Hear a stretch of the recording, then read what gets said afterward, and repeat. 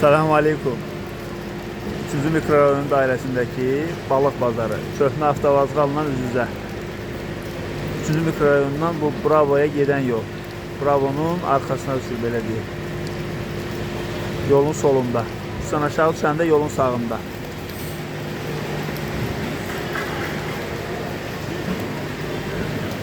İstədiyiniz çeşiddə balıq tapa bilərsiniz yəqin ki burada.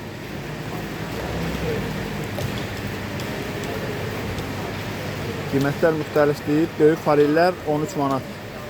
Ondan nisbətən balacaları 12, 11, 50, 11 bu civardadır.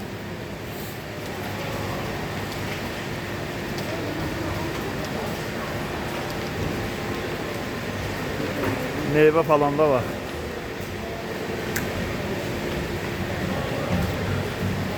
Balaca durna balığı. Abi bu ne balığıdır? Asatirin. 10 kilosu neçədir? 50 manat. Kilosu 50 manat. 50 manat.